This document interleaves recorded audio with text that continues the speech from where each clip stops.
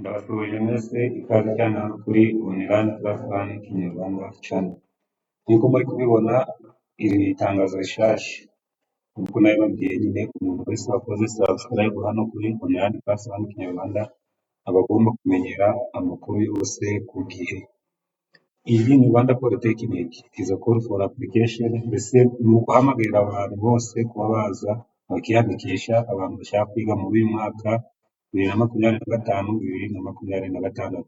Kanze inse n'uri kubanyuramo gakeya, ariko niwe mushasha kabisa akaba ari ubwo mbibonye Online Class One Kinyarwanda Channel, gerageza ukande subscribe, then andi makuru yose azajya akugeraho ku gihe nk'uko abandi nyine babikoze. Okay, ndagushimiye ugiye kubikora. Reka duse n'abari kunyura muri itangazo Rwanda Polytechnic, ni itangazo nyine rishasha for application for public, private and foreign applicants. Ni ukuvuga ngo bari kubahamagarira kwapurayinga ku bantu bose bari public, ni abantu bari mu gihugu, abari ni abantu bashaka kwiga public school cyangwa se ba bandi bagomba kurihirwa na leta, then abantu bari private ni abantu nyine bashaka kwirihira, na foreign applicant ni ba bantu bashaka kwiga RP ariko bari mu mahanga. Wishing study Rwanda Polytechnic muri academic year 2025-2026. Muri kumva ko bazatangira ejo bundi. For more details ushobora gukeka kuri iyi linki, nayo umuntu wakoze subscribe araza kureba neza ukuntu wakwapurayinga, kubera ko aka kanya ngiye gukora video yo kubereka intambwe ku yindi ukuntu wakwikorera application. Ariko n'umuntu nyine urumva bikwanga aze kumpamagara, ndashyira nimero yanjye hasi aho mufashe cyangwa se byose nze kumukorera. Call for application, ibi naguze hejuru, then Rwanda Polytechnic RP would like to inform all prospective students who wish to study in year one. Ni ukuvuga ngo iri gutumira abanyeshuri bose bashaka kwiga mu mwaka wa mbere mu mashuri yayo arimo government sponsored cyangwa se ariya afashwa na leta and self private sponsored. Ni ukuvuga ngo abanyeshuri ushobora kuba government sponsored ufashwa na leta cyangwa se wewe ushaka kwifasha aba self sponsored. Then in the academic year 2025, that's the online applicants will start from 19th March to 10th April 2025. Ni ukuvuga ngo hagiye kubaho kwapurayinga online. Biratangira uyu munsi, aka kanya ndi gukora iyi video kuri tariki ya 19 z'ukwa gatatu kuzageza tariki ya 10 z'ukwa kane. Through the link below, binyuze muri iyi link ni miss.rp.ac.rw, ukaza handitse application. Umuntu uri kumva ari mushasha ku bintu byo kwapurayinga aze kumbwira ndaza kumufasha. In addition to the diploma and advanced diploma qualifications offered in its colleges, the management of Rwanda Polytechnic is pleased to inform the public that it has introduced programs that lead to Bachelor of Technology Big Tech qualification as indicated in the Annex 2. Ni ukuvuga ngo in addition to diploma, ni ukuvuga ngo batanga diploma, iri advanced diploma, ariko RP iri kuza kubabwira ko itanga nyine na Big Tech nk'uko babikoze mu rupapuro turaza kubona rwanexed kuri iyi call for application. Applicant must meet the following. Ni ukuvuga ngo umuntu ushaka applyinga agomba kuba ari kumetinga cyangwa se afite ibi bikurikira: have a senior 6 cyangwa se level 5 certificate, result slip. Kuba ufite result slip wakoreyeho nyine warebeyeho amanota or its equivalent provided by National Examination and School Notification Authority, NESA, for international candidates. Cyangwa se abantu bashobora kuba barize mu mahanga. Iyo wize mu mahanga hari ikintu bavuga cyitwa equivalence. Iyo equivalence iba iri gushaka gusana n'umuntu nyine ufite iyi senior 6 cyangwa se level 5.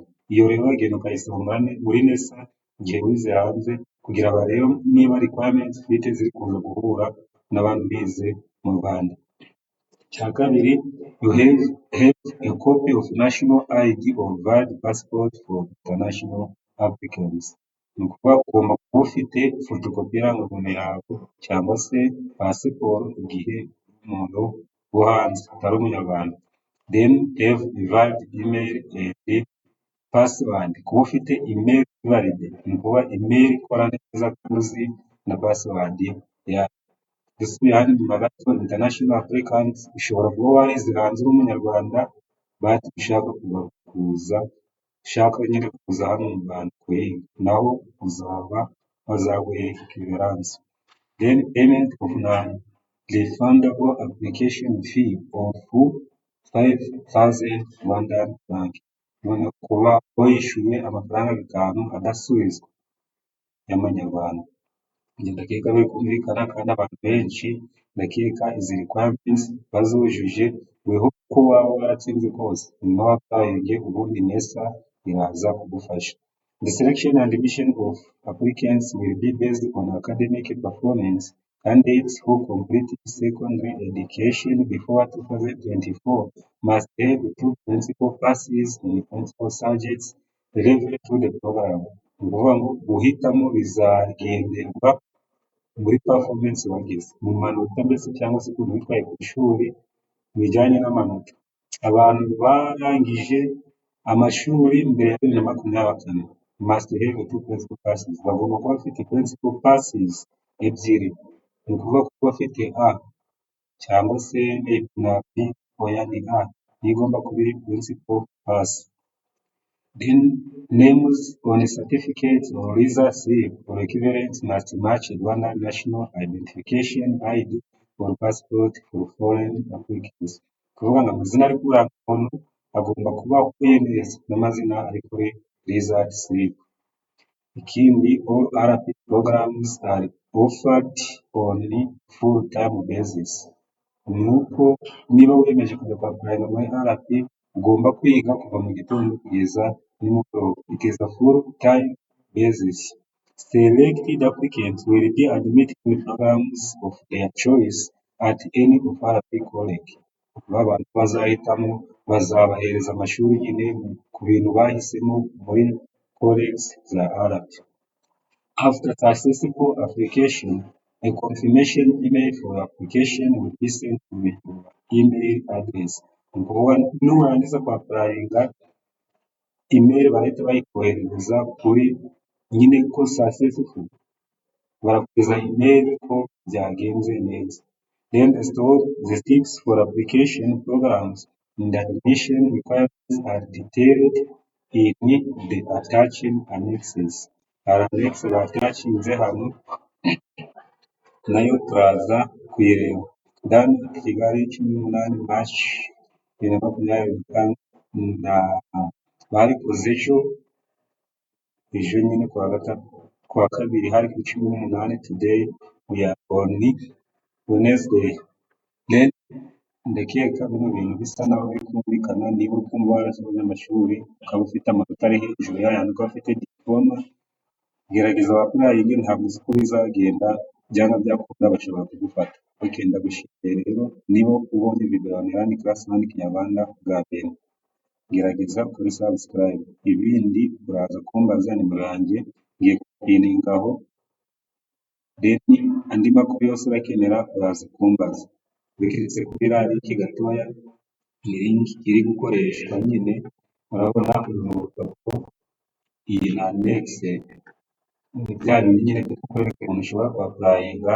Uraza account creation, click on the link rtmis.ac.rw, zip application, then uhita ubona bino za hano handitse ngo create account. Numara creating account uziwuzuze bino application category, country, second completion year, uzimo n'umwaka, then uze kubikurikira umanuke hano submitting.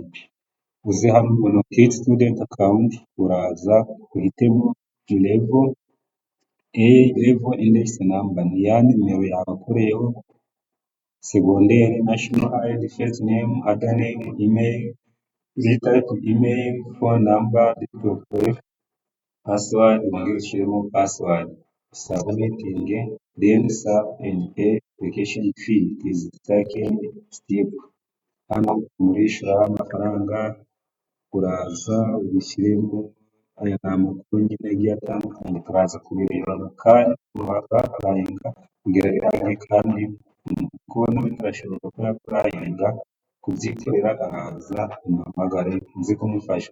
Ikindi these are program offered at RP and entry requirements, ni ukuvuga ngo izi ni porogaramu zitangwa na Rwanda Polytechnic n'ibisabwa kugira ngo winjire. Icya mbere agricultural engineering, hakaza civil engineering, hakaza ibintu byinshi bigiye bitandukanye, electrical and electronics engineering, ibyo byose uzasanga muri RP, hospitality management, ICT, creative arts, mechanical engineering, mining engineering, natural conservation, forestry, murabona izi ni entry requirements.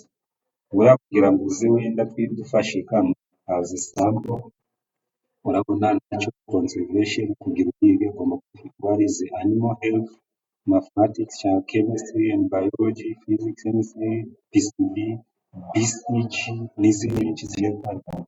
Hatuza hano kuri siporo gato, kuri civil kubera impamvu kwizaho nuko ari birize civil engineering kugira uyinjiremo usaba kuba warize ibikurikira: road construction, masonry, interior design, physics, economics and mathematics. Abantu bize bino murabona ko wemerewe kwiga civil niba warize neza kabisa, ntugire ubwoba ndaza kugufasha applying kugera birangiye. For kuba kuri subscribe gusa ibi ndaza kubigufasha ntukerekane ndashimire. Ubundi ibindi mu kanya nakora kukwerekana step by step uko uraza gukora application. Okay, thank you very much.